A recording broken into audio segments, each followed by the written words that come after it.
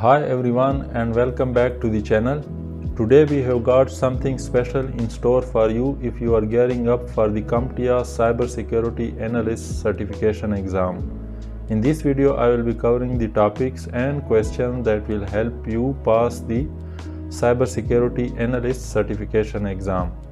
I have compiled a 50 practice questions to help you prep and prime for the success on the Cybersecurity Analyst Plus certification exam. But hold on tight because it's not just about answering questions. We will also be explaining the concepts that will make you feel like cybersecurity superhero. So if you are ready to ace the CompTIA Cybersecurity Analyst exam and elevate your career to new heights, make sure to hit that subscribe button, ring the notification bell, and join our growing community of tech enthusiasts. So gear up and let's dive into the success. Question number 1. The Chief Information Security Officer wants to eliminate and reduce shadow IT in the enterprise. Several high-risk cloud applications are used that increase the risk to the organization. Which of the following solutions will assist in reducing the risk? And the options are option A, deploy a CASB and enable policy enforcement. The CASB stands for Cloud Access Security Broker. Option B, configure multi-factor authentication with strict access. Option C, deploy an API gateway. And option D, enable SSO, that is single sign-on to the cloud applications. So we are talking about the risk associated with the shadow IT and the cloud applications. So how to reduce this risk? And the correct option is option A, that is deploy a CASB and enable policy enforcement. Let me get the explanation. So the Cloud Access Security Broker, that is CASB, acts as a gatekeeper between the enterprise and cloud services, providing visibility, compliance, threat protection, and data security. By enabling policy enforcement, the organization can control access to the unsanctioned cloud applications, monitor usage, and ensure that high-risk cloud applications follow the organization's security policies.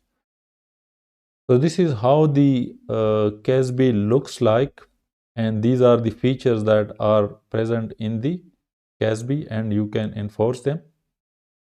So a typical cloud user organization or the end user organization that want to access the application and services in the cloud. If you deploy the CASB, then the CASB is a form of gatekeeper between the user and the cloud. And it gives you all these features, that is compliance, data security, threat protection, as well as data loss prevention. So remember that the Cloud Access Security Broker or CASB is a very useful and necessary tool for the user organization that are using the cloud services and want to reduce the risk associated with the shadow IT, as well as other application usability and threat being utilized inside the cloud. So let's move forward to the question number 2. Question number 2 is, which of the following will most likely ensure that mission critical services are available in the event of an incident? We are talking about the availability and operation of services or functions whenever there is an incident inside the organization. So what will ensure the availability and the operation of mission critical services? And the options are option A, business continuity plan, option B, vulnerability management plan, option C, disaster recovery plan, and option D, asset management plan. And the correct option is business continuity plan or BCP. So what is BCP? So remember, most of the people confuse these two terms, the BCP or business continuity plan and the DRP, that is disaster recovery plan. So the difference between these two is that the business continuity plan is a broad term that also include the DRP or disaster recovery plan. You can say that DRP is a sub plan of the BCP. So BCP includes the people, processes, and facilities. It encompasses all these, while the disaster recovery mainly focuses on the technology aspect of the BCP. Because in disaster recovery, you want to recover your IT operations and IT services that can then be used to restore your mission critical services, while the BCP is the overall plan that will be used to make functional all the aspects of your organization, including the people, processes, and the facilities. And this is the explanation. So a business continuity plan is focused on ensuring that an organization can continue critical functions and services during and after an incident, minimizing downtime and disruptions. The other options, that is the vulnerability management plan, this focuses on identifying and mitigating vulnerabilities but does not specifically ensure service availability during an incident. Similarly, the disaster recovery plan, while a DRP is crucial for recovering IT systems after a disaster, a BCP takes a broader approach, ensuring that all critical services, including non-IT functions, remain available. And the asset management plan, this deals with managing organizational assets but is not focused on ensuring service continuity during an incident. I hope this is clear. Let's move forward to the next question. Question number 3 is, which of the following tools would work best to prevent the exposure of PII, that is personally identifiable information, outside of an organization? And the options are option A, PAM, option B, IDS, option C, PKI, and option D, DLP. So in order to prevent the exposure or leakage of sensitive information such as PII or personally identifiable information, what is the correct solution? And the correct option here is the DLP, or data leakage or data loss prevention solution. So this is the explanation. Data loss prevention, DLP, is specifically designed to monitor and control the flow of sensitive information such as PII, ensuring it does not leave the organization either through email, network transmission, or storage. DLP solution can detect, block, and report attempts to share PII inappropriately. The other options, that is PAM, privileged access management, is focused on managing and securing access for privileged users within an organization. Similarly, IDS, that is intrusion detection system, is used to detect malicious activities within a network but does not actively prevent data exposure. And the PKI, that is public key infrastructure, is used to secure communication and digital certificates but is not specifically aimed at preventing PII exposure. So remember, whenever the question is about the prevention, exposure prevention, or leakage or loss prevention of sensitive information from the organization, then your go-to solution is DLP, that is data loss prevention. Question number 4. A company's user accounts have been compromised. Users are also reporting that the company's internal portal is sometimes only accessible through HTTP. Other times it is accessible through HTTPS. Which of the following most likely describes the observed activity? And the options are option A, there is an issue with the SSL certificate causing port 443. So the port 443 stands for, or this is the port that HTTPS works on, to become unavailable for HTTPS access.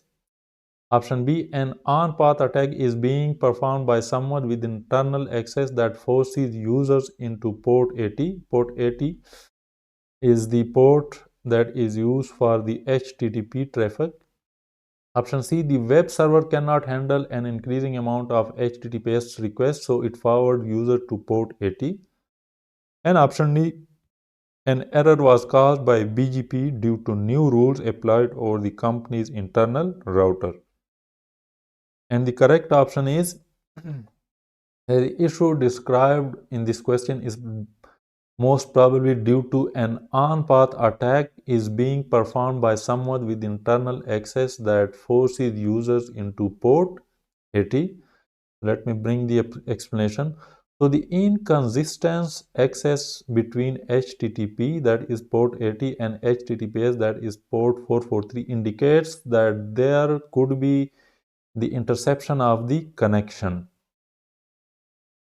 where an attacker is manipulating the traffic and redirecting users to unencrypted HTTP version. In an on-path attack, formerly known as man-in-the-middle attack, the attacker can intercept or redirect traffic to an unsecured connection, which might be happening in this case. So this is how an on-path or a man-in-the-middle attack looks like. So we have this, let's suppose this web server, or this web, or you can say the internet, and let's suppose this is the client, as you can say, vice versa, this may be the browser and this may be the server. So let's suppose either way it is correct, because in any case the man in the middle attack or the on path attack occurs when the traffic between these two is intercepted, and if the traffic is HTTP, then it is unencrypted and the attacker will capture and will see all the traffic that is going on in between these two. So that's why the attacker in this case tries to redirect the HTTPS traffic to HTTP so that he can then easily make sense of this HTTP traffic and capture the sensitive information. I hope this is understandable. Let's move out to the next question. Question number 5. Which of the following items should be included in a vulnerability scan report? Choose 2.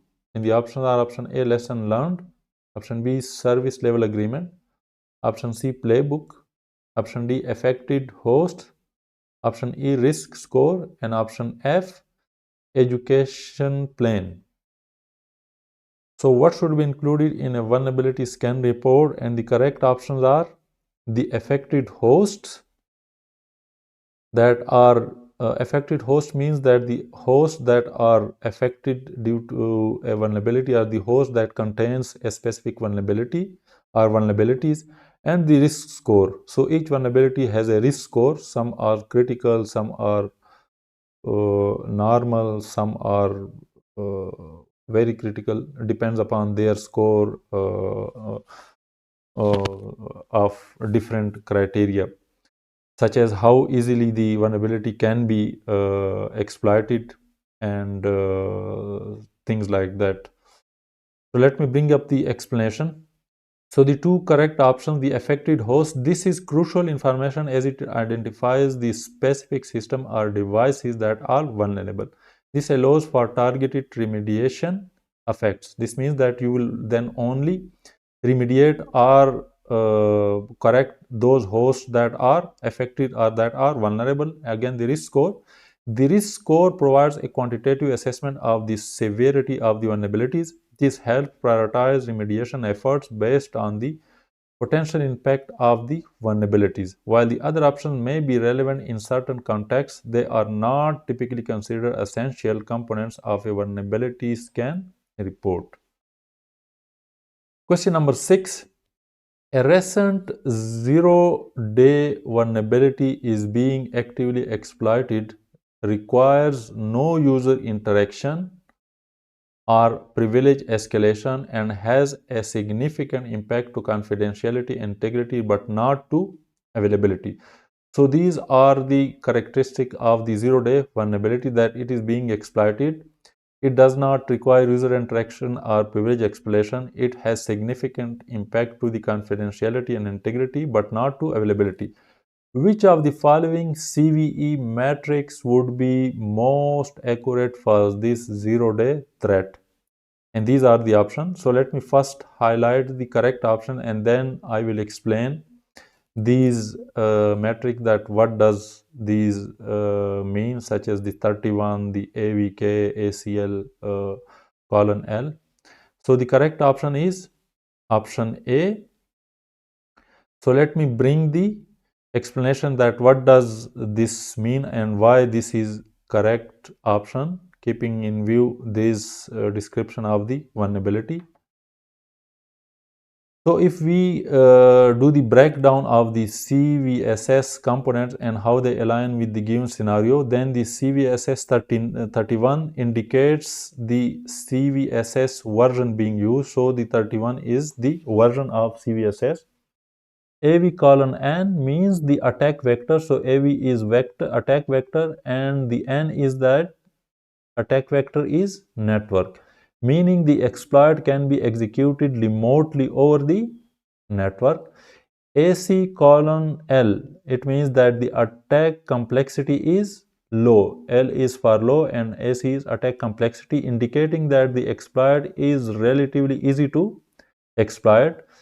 PR colon N, that is privilege required are none, meaning the exploit does not require any special user privileges as described here. And UI colon N, that is user interaction is not required, again meaning the exploit can be executed without any user interaction, again according to our description.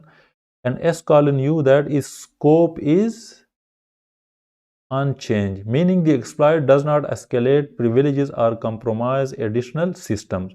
C colon H means the confidentiality is, C is for confidentiality and H is high. That is indicating a significant impact on confidentiality. I colon K, that is integrity is killed, indicating a significant impact on integrity. So as described, the vulnerability has both impact on the integrity as well as confidentiality. A colon L, availability is low, indicating that a minimal impact on availability as described in our question. So this CVSS metric accurately reflects the characteristic of zero-day threat. It's remotely exploitable vulnerability that requires no user interaction or special privileges and has a significant impact on confidentiality and integrity but not availability. I hope this is understandable. Question number 7. The chief executive officer of an organization recently heard that exploitation of new attacks in the industry was happening approximately 45 days after a patch was released. Which of the following would best protect this organization? And the options are option A, a mean time to remediate of 30 days. Option B, a mean time to detect of 45 days. Option C, a mean time to respond of 15 days. And option D, third party application testing. And the correct option is option A, a mean time to remediate of 30 days. Let me bring the explanation. The mean time to remediate, that is MTTR, refers to the average time it takes an organization to fix vulnerabilities after they are discovered. By aiming for a remediation time of 30 days, the organization would reduce the window of exposure before the average exploitation time frame of 45 days. Question number 8. A security analyst recently joined the team and is trying to determine which scripting language is being used in a production script to determine if it is malicious. And the script is given the following script. So this is the script. So which of the following scripting language was used in this script? So we have to determine this nature of this script, that this script is written in which language. And the options are option A, PowerShell, option B, Ruby, option C, Python, and option D, Shell script. And the correct option is that this is a Shell script.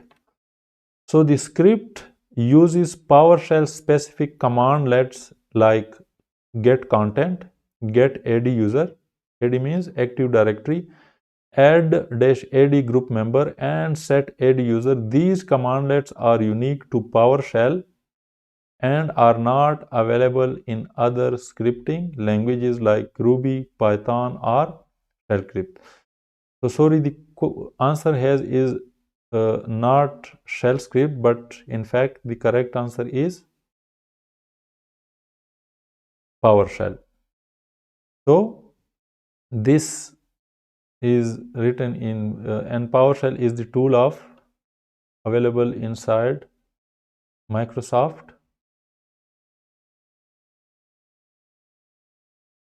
Windows. So this script is written in Microsoft PowerShell. Let's move forward to next question. Question number 9. An incident response team receives an alert to start an investigation of an internet outage. The outage is preventing all users in multiple locations from accessing external source resources, that is software as a service resources. The team determines the organization was impacted by a DDoS attack, that is distributed denial of service attack. Which of the following logs should the team review first? And the options are option A, CDN, that is content distribution network. Option B, vulnerability scanner. Option C, DNS, domain name system. And option D, web server. And the correct option is option C, DNS, domain name system. And the explanation is, so in a distributed denial of service attack, that is DDoS attack, DNS services are often targeted or disrupted, preventing users from resolving domain names and accessing external resources. Reviewing DNS logs can help the team determine if DNS infrastructure was impacted or overwhelmed by the attack. Question number 10. A malicious actor has gained access to an internal network by means of social engineering. The actor does not want to lose access in order to continue the attack. Which of the following best describes the current state of the cyber kill chain that the threat actor is currently operating in? In the options are option A, weaponization, option B, reconnaissance, option C, delivery, and option D, exploitation. So these are all the stages of the cyber kill chain, and we have to determine that where is the threat actor, in which stage is the threat actor according to this scenario. When the threat actor is trying to continue the attack and access the resource in the future. So what is the correct option? Then the correct option is exploitation, and the explanation is that exploitation occurs when the attacker leverages their access, that is gained through social engineering in this case, to exploit vulnerabilities or maintain persistence in the network. The actor has already gained access and is now focused on exploiting the network to avoid detection and continue the attack. Question number 11. An analyst finds that an IP address outside of the company network that is being used to run network and vulnerability scans across external facing assets. Which of the following steps of an attack framework is the analyst witnessing? In the options are option A, exploitation, option B, reconnaissance, option C, command and control, and option D, actions on objective. And the correct option is option B, reconnaissance. So this phase involves gathering information about the target environment, which includes running scans or external facing assets to identify vulnerabilities. Question number 12. An incident response analyst notices multiple emails traversing the network that target only the administrators of the company. The email contains a concealed URL that leads to an unknown website in another country.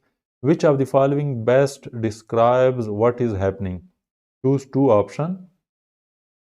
And the options are option A, beaconing, option B, domain name system hijacking, option C, social engineering attack, option D, on-path attack, also known as man-in-the-middle attack, option E, obfuscated links, and option F, address resolution protocol poisoning. And the correct options are option C, social engineering attack, and option E, obfuscated links.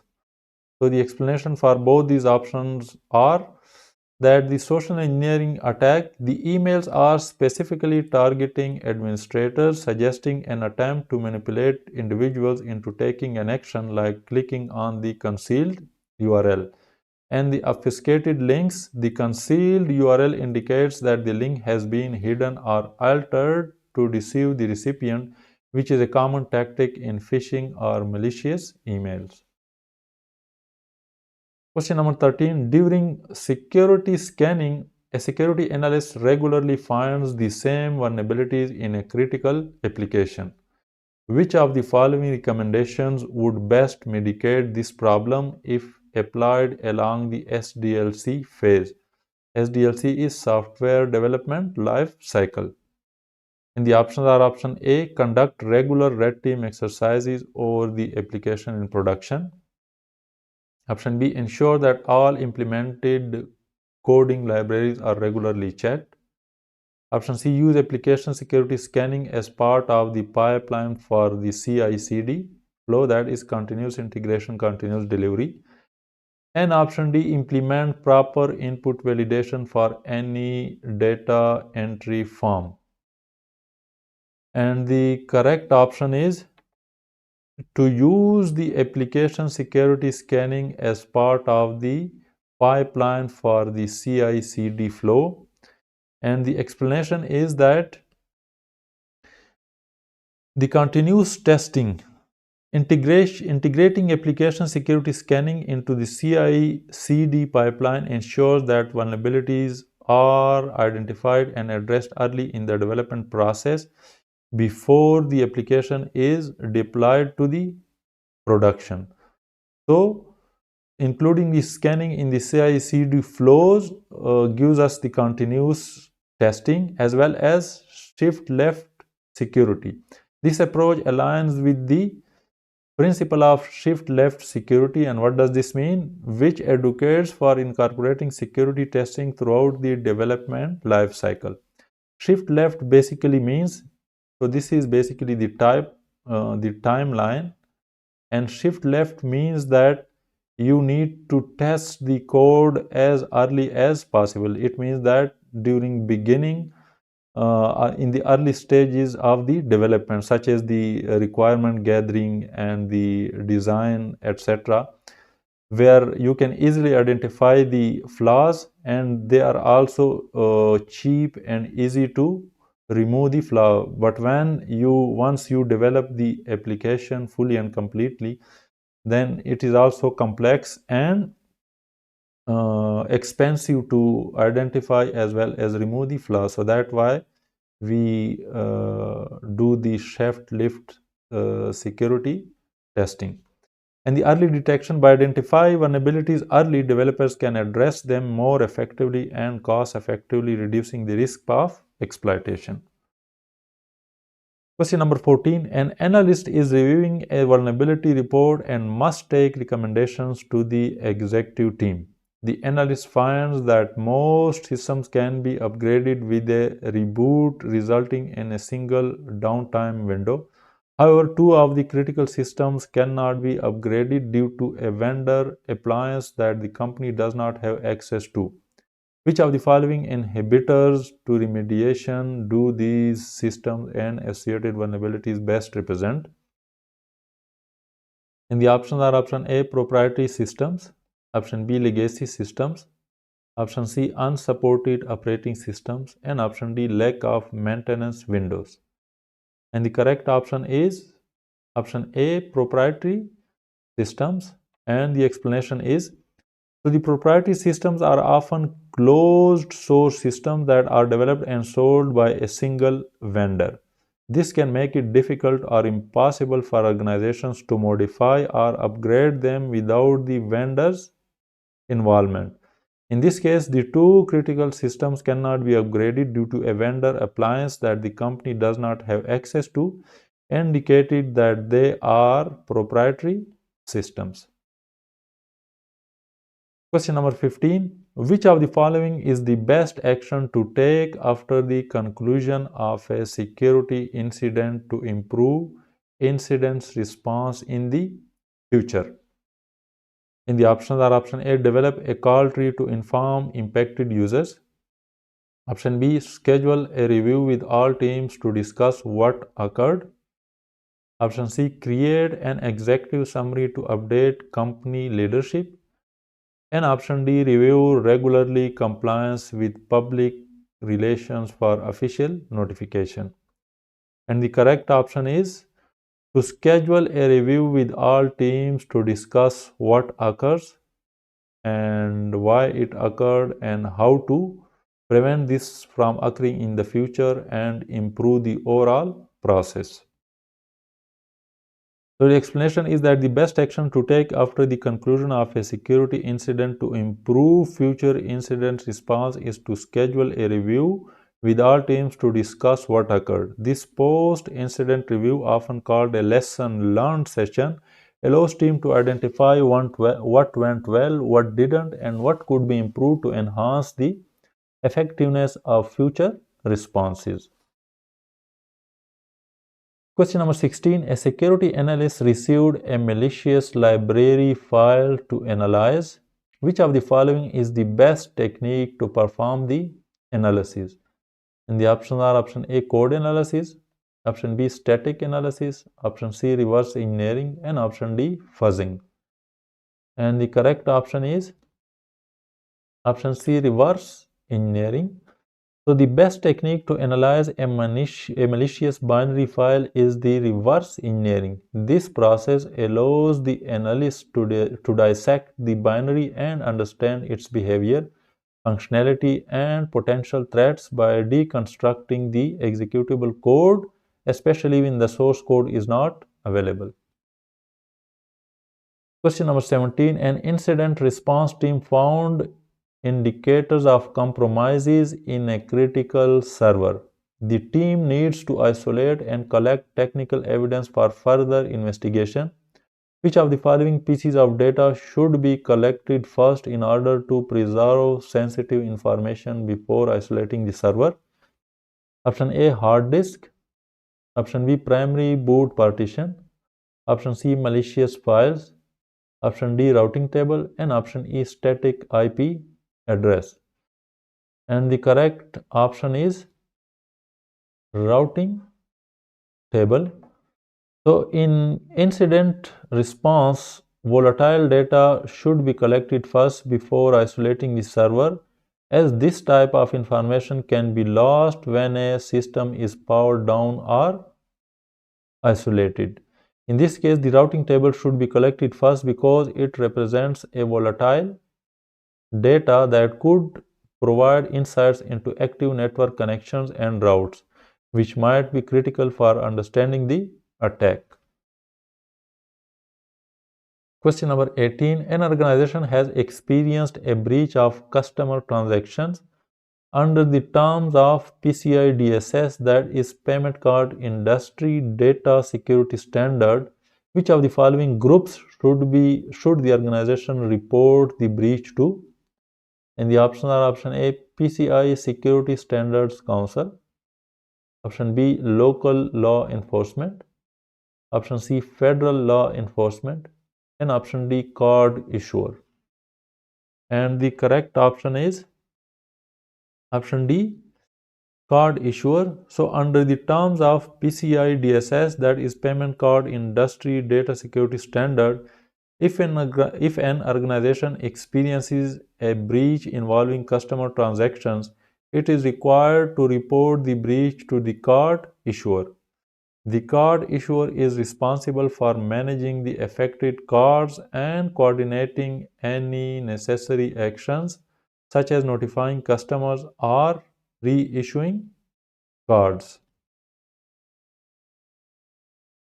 Question number 19. Which of the following is the best metric for an organization to focus on given recent investment in SIEM, SOAR, and the ticketing system? And the options are option A, mean time to detect, option B, number of exploits by tactic, option C, alert volume, and option D, quantity of intrusion attempts. And the correct option is option A, mean time to detect. So the best metric for an organization to focus on after recent investments is in SIEM, that is Security Information and Event Management, SOAR, that is Security Orchestration, Automation and Response, and the ticketing system is mean time to detect. This metric reflects how quickly the organization can identify potential security incidents, which aligns with the goals of improving detection and response capabilities through SIEMs and SOAR tools. Question number 20. A company is implementing a vulnerability management program and moving from an on-premises environment to a hybrid IaaS cloud environment, that is infrastructure as a service cloud environment. Which of the following implications should be considered on the new hybrid environment? And the options are option A, the current scanners should be migrated to the cloud. Option B, cloud specific misconfiguration may not be detected by the current scanners. Option C, existing vulnerability scanners cannot scan infrastructure as a service systems. And option D, vulnerability scans on cloud environments should be performed from the cloud. And the correct option is that cloud specific misconfiguration may not be detected by the current scanners. So when moving to a hybrid infrastructure as a service cloud environment, one key implication is that cloud specific misconfiguration may not be detected by the current scanners. Traditional vulnerability scanners may not be fully equipped to detect cloud misconfigurations, which are a significant risk in cloud environment and require specific tools or configurations to ensure comprehensive coverage. Question number 21. A security alert was triggered when an end user tried to access a website that is not allowed per organizational policy. Since the action is considered a terminable offense, the SOC analyst collects the authentication logs, web logs, and temporary files reflecting the web searches from the user workstation to build the case for the investigation. Which of the following is the best way to ensure that the investigation complies with HR or privacy policies? In the options are option A, create a timeline of events detailing the date, stamps, user account, hostname, and IP information associated with the activities. Option B, ensure that the case details do not reflect any user identifiable information. Password protect the evidence and restrict access to personnel related to the investigation. Option C, create a code name for the investigation in the ticketing system so that all personnel with the access will not be able to easily identify the case as an HR related investigation. And option D, notify the SOC manager for awareness after confirmation that the activity was intentional. And the correct option is option B, that is, ensure that the case details do not reflect any user identifiable information. Password protect the evidence and restrict access to the personnel related to the investigation. And the explanation is that to ensure that the investigation complies with HR or privacy policies, The best action is to password protect the evidence and restrict access to personnel related to the investigation. This ensures that sensitive, user identifiable information is handled carefully and is only accessible by authorized individuals involved in the investigation, safeguarding the user's privacy and the integrity of the process. Question number 22.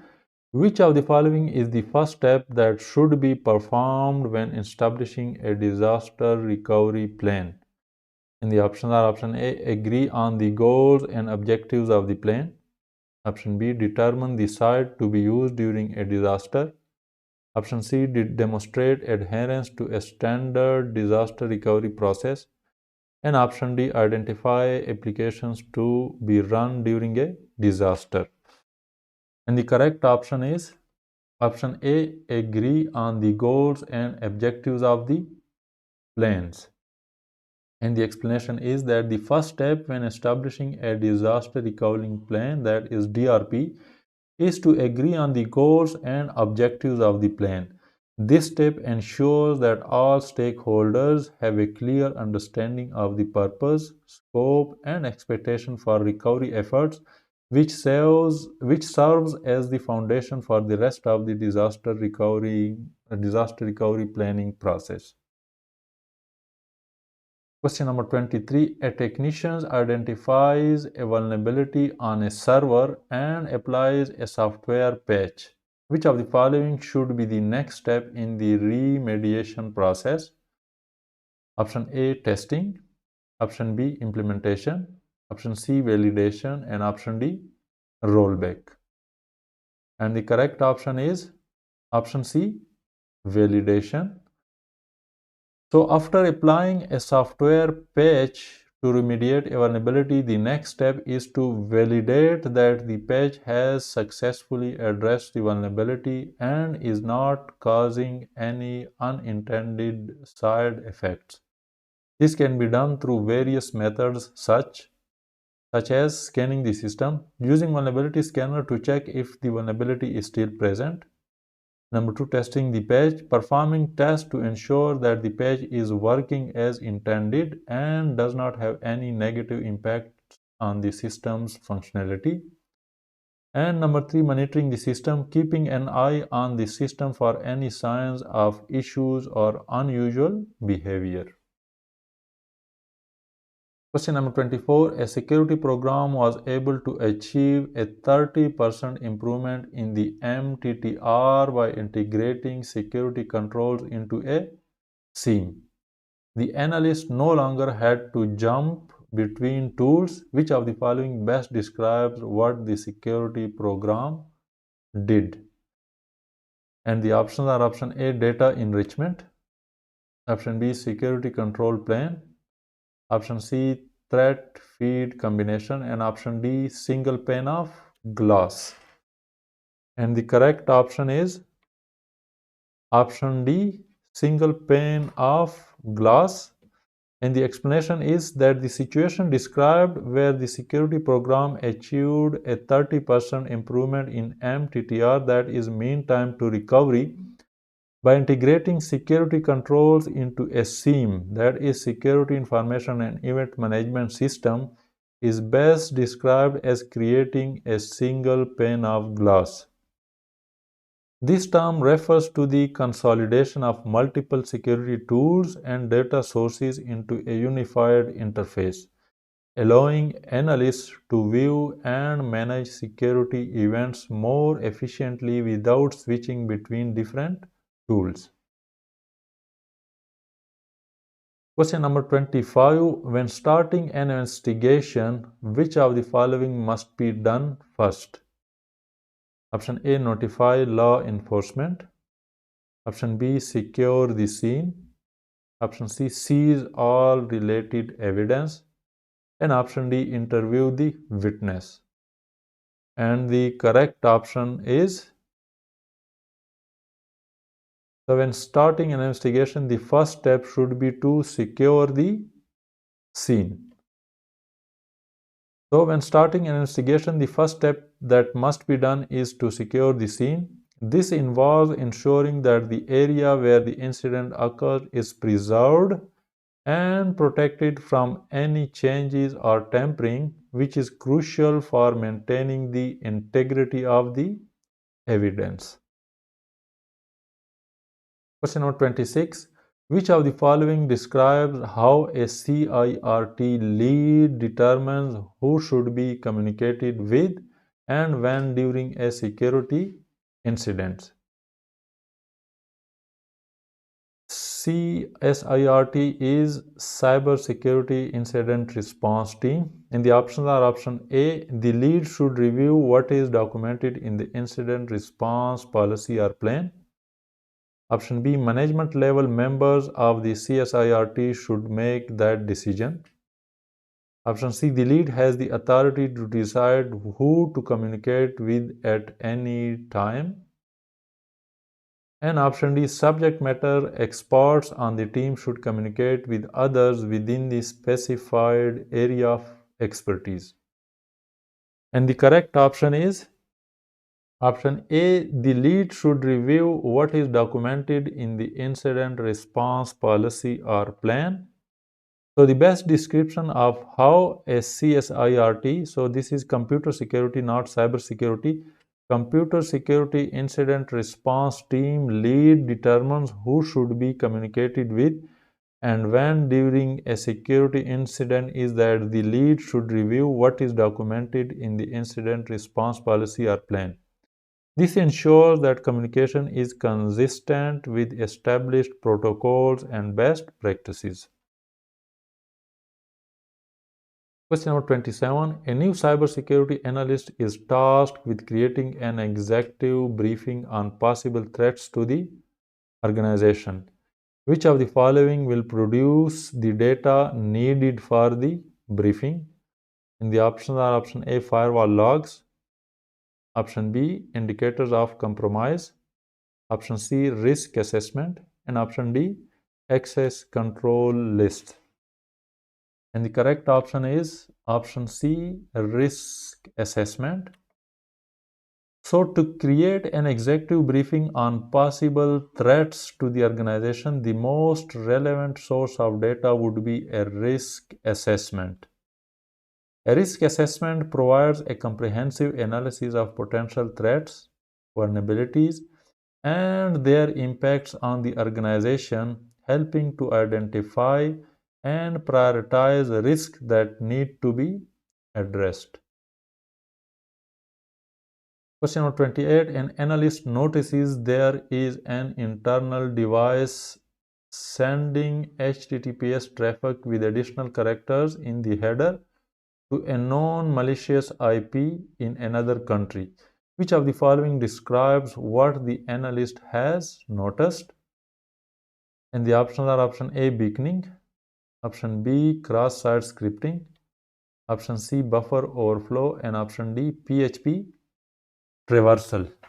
And the correct option is option A, beaconing. So what is beaconing? The explanation is that the situation described where an internal device is sending HTTPS traffic with additional characters in the header to a known malicious IP is indicative of beaconing. Beaconing refers to a process where a compromised device regularly communicates with a command and control server, often sending data or receiving commands which can be characterized by unusual or suspicious traffic pattern. Question number 29. A security analyst is reviewing a packet captured in Wireshark that contains an FTP session from a potentially compromised machine. The analyst sets the following display filter FTP. The analyst can see there are several RETR requests with 2 to 6 transfer complete responses, but the packet list pane is not showing the packets containing the file transfer itself. Which of the following can the analyst perform to see the entire content of the downloaded file? And the options are option A, change the display filter to ftp.active.port. Option B, change the display filter to tcp.port is equal to 20. Option C, change the display filter to TCP data and follow the TCP streams. And option D, navigate to the file menu and select FTP from the export objects option. And the correct option is option C, change the display filter to FTP-data and follow the TCP stream. So to see the entire contents of the downloaded file in the FTP session, the analyst should change the display filter to FTP-data and follow the TCP streams. The FTP-data filter will show the data packets related to the file transfers, allowing the analyst to view the contents of the downloaded files. Question number 30. A SOC manager receives a phone call from an upset customer. The customer received a vulnerability report 2 hours ago, but the report did not have a follow-up remediation response from an analyst. Which of the following documents should the SOC manager review to ensure that the team is meeting the appropriate contractual obligations of the customer? The options are option A, SLA, option B, MOU, option C, NDA, and option D, limitation of liability. And the correct option is option A, SLA, that is service level agreement.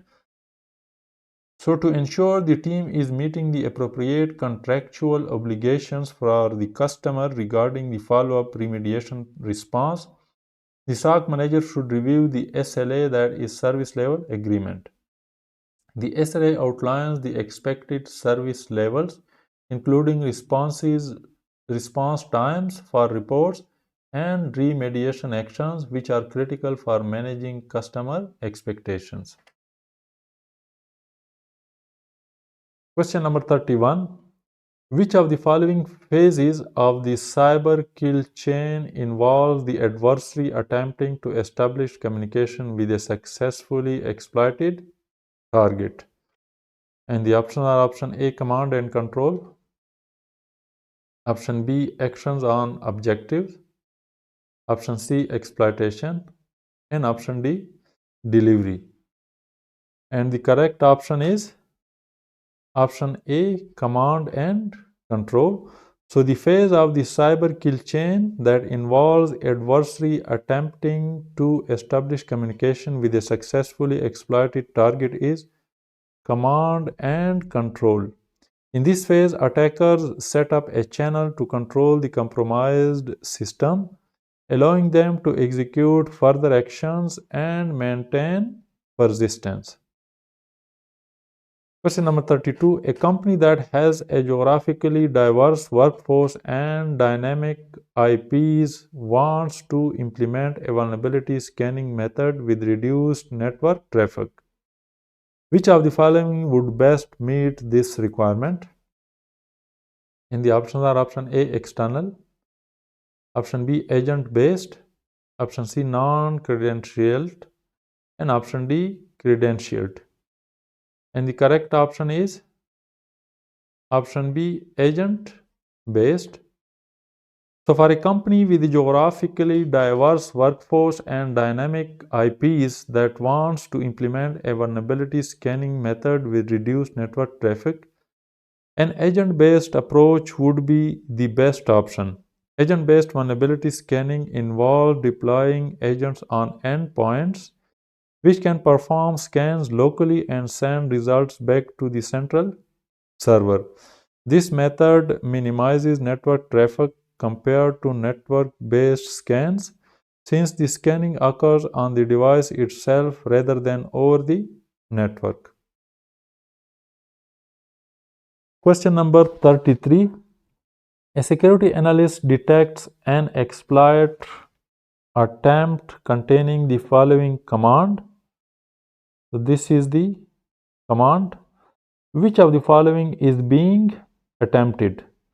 In the options are option A RCE, option B reverse shell, option C XSS, that is cross-site scripting, and option D SQL injection. And the correct option is option B reverse shell. So the command detected by the security analyst is attempting to create a reverse shell.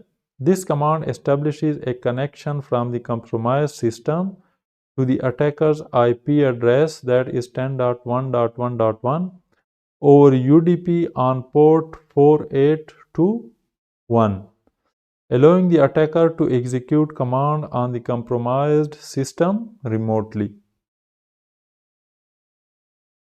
Question number 34. An older CVE with a vulnerability score of 7.1 was elevated to a score of 9.8 due to a widely available exploit being used to deliver the ransomware. Which of the following factors would an analyst most likely communicate as the reason for this escalation? And the options are option A scope, option B weaponization, option C CVSS, and option D asset value. And the correct option is option B weaponization. So in this context, the most relevant factor an analyst would likely communicate as the reason for the escalation of the vulnerability score is weaponization. This refers to the availability of an exploit that can be actively used to leverage the vulnerability, particularly in delivering ransomware. The fact that the exploit is widely available and being used in attacks contributes to the increased urgency and severity of the vulnerability.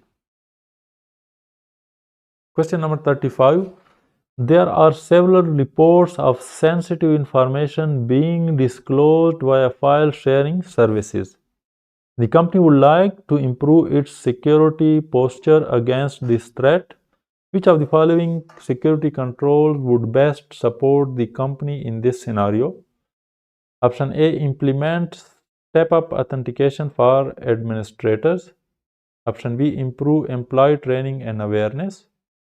Option C, increase password complexity standards. And option D, deploy mobile device management. And the correct option is option B, improve employee training and awareness.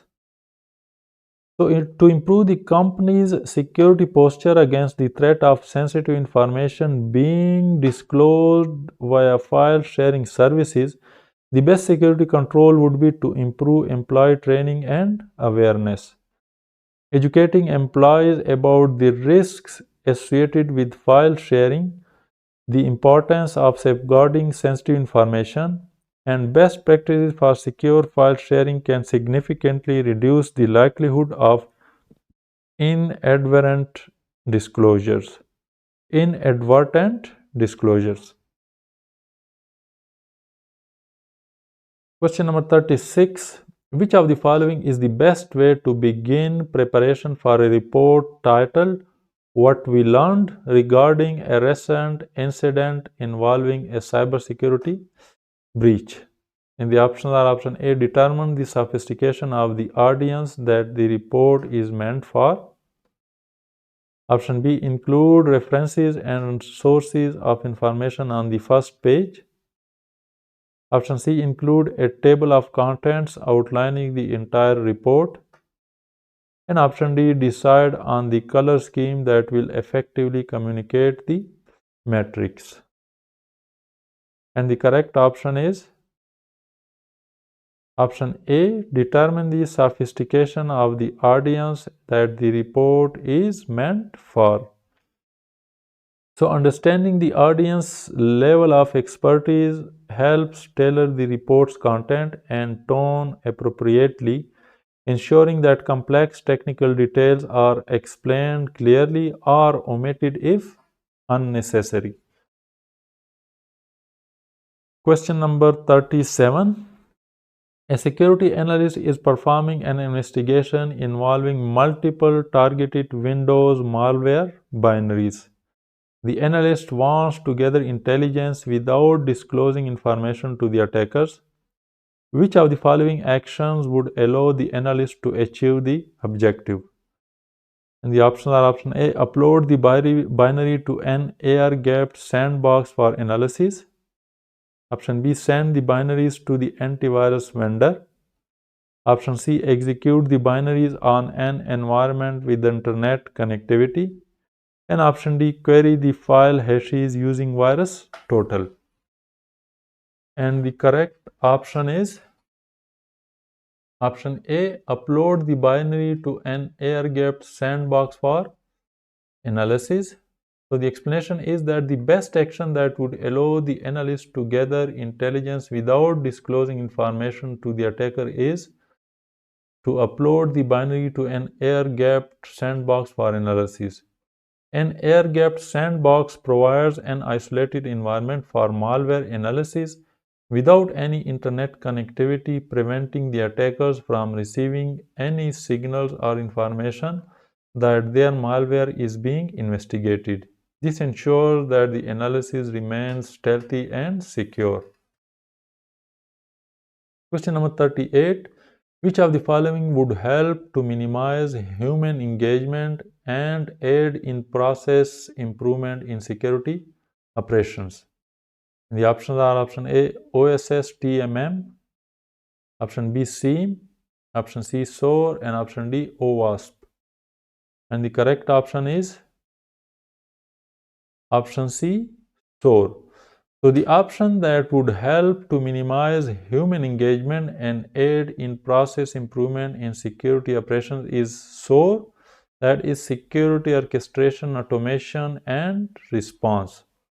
SOAR platforms allow for automation of repetitive security tasks, orchestration of workflows, and faster incident response, reducing the need for human intervention and improving operational efficiency in security operations. Question number 39. After conducting a cybersecurity risk assessment for a new software request, a chief information security officer decided the risk score would be too high. The CISO refused the software request. Which of the following risk management principle did the CISO select? And the options are option A, avoid, option B, transfer, option C, accept, and option D, mitigate. And the correct option is option A, avoid. So when the Chief Information Security Officer decided to refuse the software request, they chose to eliminate the risk entirely by not allowing the software to be used. This aligns with the risk management principle of risk avoidance, which involves not engaging in the activity that introduces the risk. The other options, such as transfer, accept, or mitigate, involve addressing the risk in different ways, but in this case, the risk was avoided altogether. Question number 40. Which of the following is an important aspect that should be included in the lesson learned step after an incident? And the options are option A, identify any improvements or changes in the incident response plan or procedures. Option B, determine if an internal mistake was made and who did it so they do not repeat the error. Option C, present all legal evidence collected and turn it over to law enforcement.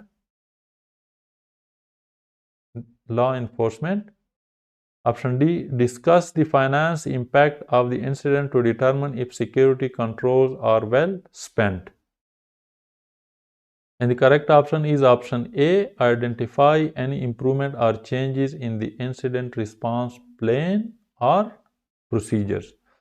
So the lessons learned steps after an incident focuses on improving future responses by identifying weaknesses, successes, and opportunities for enhancement. This includes evaluating whether the current incident response plan or procedure need to be adjusted to prevent similar incident in the future. The other options, assigning blame, focusing solely on legal evidence, or discussing the financial impact, may not directly contribute to improving the overall security posture, which is the primary goal of the lesson learned phase. Question number 41. The security operations team is required to consolidate several threat intelligence feeds due to redundant tools and portals. Which of the following will best achieve the goal and maximize results? The options are option A, single pane of glass, option B, single sign-on, option C, data enrichment, and option D, deduplication. And the correct option is option A, single pane of glass. So a single pane of glass refers to a unified interface that consolidates multiple data sources and tools into a single view, allowing the security operation team to monitor and manage threat intelligence more efficiently. This eliminates the need to use multiple tools and portals, maximizing results by providing a streamlined view of all relevant information. Question number 42. Which of the following would a security analyst most likely use to compare TTPs between different known adversaries of an organization? Option A, MITRE attack. Option B, cyber kill chain. Option C, OWASP. And option D, STIX taxi. And the correct option is option A, MITRE attack. So the MITRE attack framework is a comprehensive matrix of tactics, techniques, and procedures, that is TTPs, used by adversaries during cyber attacks. It allows cyber analysts to compare and analyze the methods employed by different threat actors, making it the most suitable tool for this task. The other options, that is cyber kill chain, is useful for understanding the stages of an attack but is less focused on comparing tactics, techniques, and procedure, that is TTPs. OWASP focuses on web application security risk and vulnerabilities, not adversary TTPs. STIX and TAXI are standard for sharing threat intelligence, but they do not offer the detailed breakdown of TTPs provided by the MITRE attack. Question number 43. An analyst is remediating items associated with a recent incident. The analyst has isolated the vulnerability and is actively removing it from the system. Which of the following steps of the process does this describe? Option A, eradication. Option B, recovery. Option C, containment. And option D, preparation. And the correct option is option A, eradication. So the eradication phase of the incident response involves identifying the root cause of the incident, in this case the vulnerability, and actively removing it from the system. This step ensures that the system is free from the issue that led to the incident, reducing the risk of the recurrence. The other steps, including the containment, involves limiting the spread or impact of the incident but not fully removing the cause. Recovery refers to the restoring normal operations after the vulnerability has been removed, and preparation involves steps taken before an incident to ensure readiness, not the removal of vulnerabilities during an incident. Question number 44. Joe, a leading salesperson at an organization, has announced on social media that he is leaving his current role to start a new company that will compete with his current employer. Joe is soliciting his current employer's customers. However, Joe has not resigned or discussed this with his current supervisor yet. Which of the following would be best action for the incident response team to recommend? Option A, isolate Joe's PC from the network. Option B, re-image the PC based on standard operating procedures. Option C, initiate a remote wipe of Joe's PC using mobile device management. And option D, perform no action until HR or legal counsel advises on next steps. And the correct option is option D, perform no action until HR or legal counsel advises on next steps.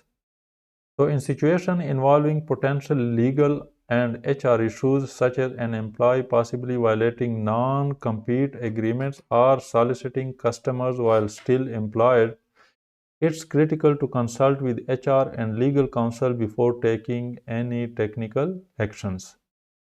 They can provide guidance on the appropriate course of action and ensure that any steps taken comply with employment law and company policy. Taking premature actions like isolating or wiping the PC could complicate legal proceedings or breach employee rights.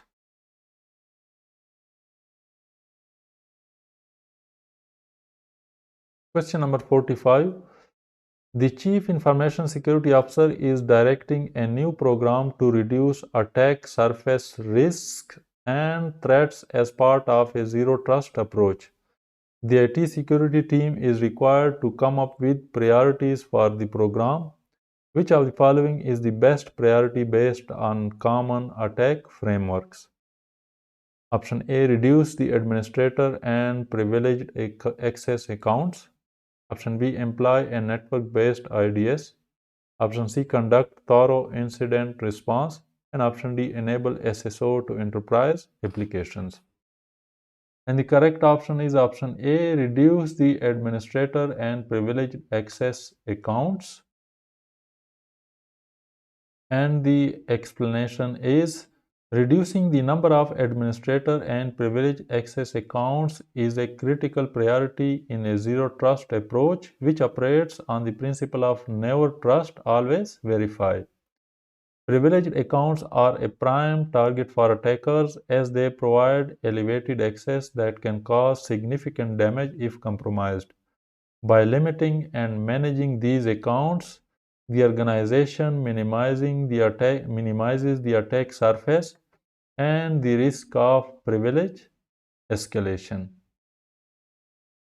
Let's move forward to question number 46.